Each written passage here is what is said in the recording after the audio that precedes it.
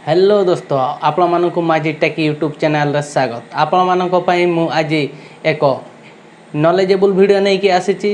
एही वीडियो रे मु आपण मानकु कहिबी जे आपण आपणक मोबाइल रे बा कंप्यूटर रे घरे बसी पोस्ट ऑफिस को न जाई पोस्ट ऑफिस रो खाता खोली पारिबे।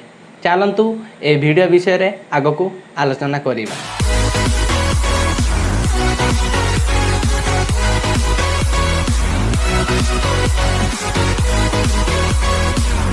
सर्वप्रथमे आप्लिकेशन टी को ओपन करंतु। एठी आपन को दुईटी ऑप्शन देउछि। जदि आपनकर प्रथम रो अकाउंट अछि तबे लॉगिन करंतु, नचेत आपन नुवा अकाउंट खोलिया को चाहउछंती तबे ओपन योर अकाउंट नाउ रे क्लिक करंतु। एठी आपन एक मोबाइल नंबर देबे जहा को आपन एथिरे लिंक करिया को चाहउछंती। तळे आपन को पैन कार्ड नंबर देबे ओ कंटिन्यू करिवे। आपण को पाखक गोटे ओटीपी आसो, उक्त ओटीपी को एठी पूर्ण करिवे। जदि आपण को पाखक ओटीपी आसुनी ताहाले एठी रीजेनरेट ओटीपी रे क्लिक करिवे। तापर आपण आपणकर आधार कार्ड लिखिबे, नचेत आधार वर्चुअल आईडी देबे। चलंतु आधार नंबर पूर्ण करिवा। एठी आधार नंबर आउ थरे पूर्ण करिवा कन्फर्म पई।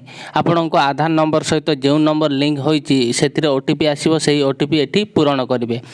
आपण को एठी फोन पूर्ण करिया को पड़ियो। प्रथमे पर्सनल इनफॉरमेशन क्लिक करिवे। एठी आपण को मार ना पूर्ण करिवे, जहा बाहागर पूर्व जेउ ना तळे स्वामी बा स्त्री ना एठी माँ ना पूर्ण करिवे। एठी बापा ना पूर्ण करिवे। ईमेल आईडी देले एठी देबे। तळे एठी आपणकर ना आसी जीवो। तापरे आपण सेव रे जाई क्लिक करिवे। एठी देखंतु पर्सनल इनफॉरमेशन कंप्लीट होई सारिछि एवं पान रे क्लिक करिवे। एठी आपणकर पूरा एड्रेस आसी जीवो। जदि आपणकर परमानेंट एड्रेस और प्रेजेंट एड्रेस सेम थाए ताहाले एठी सेमिति रही थाउ। तळे आसी एठी सेव रे क्लिक करि देबे। एठी देखंतु पान एंड कम्युनिकेशन एड्रेस कंप्लीट होई सारिछि। तापरे नॉमिनी डिटेल रे चेक करिवे। नॉमिनी रो अर्थ हैला आपण मरिबा परे आपणकर अकाउंट की ऑपरेट करिवो। जदि आपण नॉमिनी को ऐड करिया को चाहउछंती एस रे क्लिक करंतु। नॉमिनी रो ना, डेट ऑफ बर्थ आउ एठी नॉमिनी सहित आपणकर की संपर्क एठी तांकर एड्रेस देई सेव रे क्लिक करिवे। जदि आपण को नॉमिनी ऐड करिवा को चाहू नाहंती तबे नो रे क्लिक करंतु। आपण परे या को ऐड करि पारिबे। तळे आसी सेव रे क्लिक करंतु। तापर आपण को एडिशनल इनफॉरमेशन दवा को पड़िबो। एठी आपण को नेशनलिटी आसी जीवो। एठी आपण मेरिट स्टेटस चूज करिवे। तळे एठी ऑक्युपेशन चूज करिवे। आपण काम कोन करूछन्ते एठी आपण को पूरा एक लिस्ट दिया जाईछि। एथिरु आपण चूज करि देबे। एठी आपण एनुअल इनकम दवा को पड़िबो। आपण वर्ष को केते आय करूछन्ती। तळे एजुकेशनल लेवल चूज करिवे। आपण केते स्टडी करिछन्ती। एठी आपण को पचारिछन्ती आपण कोन पॉलिटिकली एक्सपोज पर्सन की। एठी आमे नो करिवा ओ सेव रे क्लिक करि देबे। तापर अकाउंट इनफॉरमेशन रे क्लिक करिवे। कोन आपण आपणकर अकाउंट स्टेटमेंट चाहउछन्ती एठी यस करिवे। एठी आपण को स्टेटमेंट कि भली दरकार एठी आपण को ऑनलाइन देई परिवे, जहा बाय ईमेल आईडी रे पठाइबे अथवा आपण पोस्टल ऑर्डर रे बाय पोस्ट भी नै परिवे। आपण को एठी केमती स्टेटमेंट देबे एठी चूज करिवे। जदि आपण प्रिंटेड चाहउछन्ती जहा पेपर रे प्रिंट रुहे आ बाय पोस्ट रे सेंड करा जाय तो पोस्टल चूज करिवे, किंबा ऑनलाइन ईमेल आईडी रे चाहिले ऑनलाइन चूज करिवे। चलंतु एठी बाय पोस्ट वाला ऑप्शन चूज करिवा। एथिरे कोन हबा हमको स्टेटमेंट को प्रिंट करिया को आवश्यक नाही एवं ताहा को जेउठी भी एड्रेस प्रूफ रे लगेई पारेबे। एठी आपन को डीपीटी मैपिंग पचरा जाउची जे आपनकर जेउ सबसिडी केउ अकाउंट रे आसुची आपण चेंज करिया को चाहउचंती कि नाही। आमे एठी नो वाला ऑप्शन क्लिक करिवा। आमे डीबीटी मैपिंग को चेंज करिवु नाही, किंतु आपण जदी चाहउचंती सबसिडी एही अकाउंट रे आसु तबे यस क्लिक करिवे। एठी टर्म्स को एक्सेप्ट करी सेव रे क्लिक करिवे। एठी सब डिटेल पूर्ण करी कंटिन्यू रे क्लिक करिवे। एठी बैंकिंग रो ऑप्शन अछि। एठी मोबाइल बैंकिंग, एसएमएस बैंकिंग और मिस कॉल बैंकिंग एठी सबुथिरे ठीक चिन्ह करंतु। एठी तळे आपनकर सब डिटेल आसी जीवो। आपनकर नाम, date of birth, mobile number, आपनकर पूरा एड्रेस सब चेक करि सरला परे तळे आसी कन्फर्म रे क्लिक करंतु। कन्फर्म रे क्लिक कला परे आपनको पाखको ओटीपी आसीबो। उक्त ओटीपी एठी पूर्ण करी सबमिट करिवे। एठी ऑटोमेटिकली सबमिट होई जीवो। एठी आपनकर अकाउंट सक्सेसफुल क्रिएट होई सारिछि। ए कस्टमर आईडी, ए अकाउंट नंबर, एही डिटेल आपनकर मोबाइल नंबर रे भी सेंड करि देबे। परे एप्लीकेशन को ओपन करिवे। एठी लॉगिन नाउ रे क्लिक करिवे। एठी अकाउंट नंबर देबे।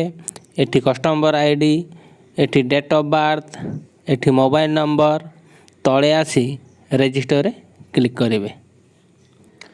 एठी आपन को गोटे एम पिन सेट करेंगे। नेक्स्ट टाइम आपन एठी लॉगिन कले आपन को एठी अकाउंट नंबर और कस्टमर आईडी देवा को पड़िबो नाही, खाली एम पिन पूरण करी लॉगिन हेबे। यहाँ पर एठी सेट एम पिन रे क्लिक कले आपन को एम पिन सेट हो जिवो। आपन को एक ओटीपी पठेबे, एठी ताहा पूरण करिवे। ओटीपी पूरण कला मात्रे आपन को रजिस्ट्रेशन सक्सेसफुल होई सारिछि। एठी लॉगिन रे क्लिक करंतु। एठी आपन एम पिन पूरण करिवे जा आपन सेट करिथिले। एठी टंका डिपॉजिट पई दुई प्रकार सुविधा अछि। ता आपन पोस्ट ऑफिस रे जाई टंका जमा करि परिबे, आपन ऑनलाइन रे भी ट्रांसफर करि परिबे। चलंतु फोन रु पैसा जमा करि देखिबा। एठी आमे बैंक डिटेल दबा। प्रथमे आईएफसी कोड दबा, एठी अकाउंट नंबर दबा। अकाउंट नंबर को कन्फर्म करिबा। एठी अकाउंट होल्डर ना दबा, तापर कन्फर्म रे क्लिक करि दबा। एठी अमाउंट दबा जा ट्रांसफर करिया को चाहौ जंती। एठी आमे 500 टंका सेंड करिबा।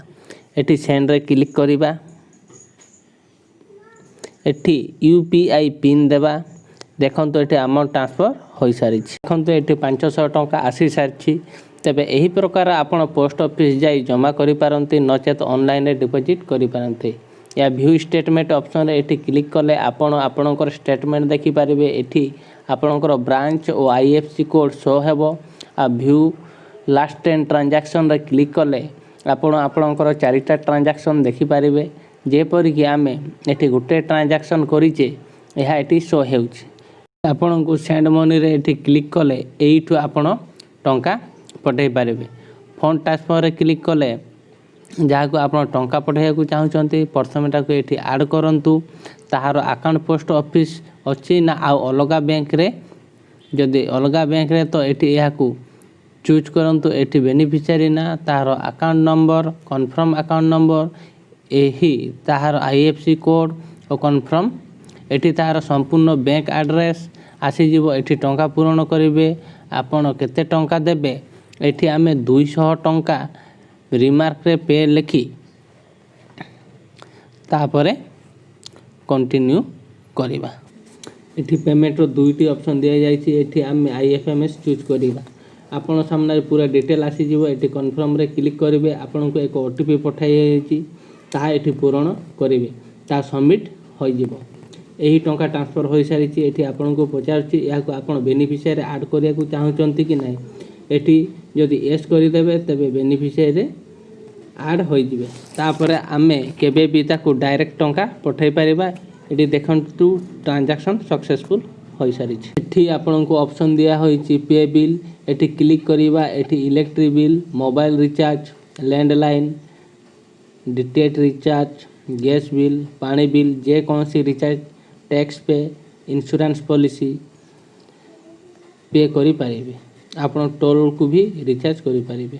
एठी सर्विस ऑप्शन रे क्लिक कले एठी आपण को बहुत सारा सर्विसेस नै पारिबे। जेपरि कि चेकबुक रे क्लिक कले एठी आपण न्यू चेकबुक पई रिक्वेस्ट करि पारिबे। जदि आपण चेक नै छंती एठी स्टेटस देखि पारिबे। जदि आपण चेक देइ छंती एठी आपण स्टॉप करि पारिबे।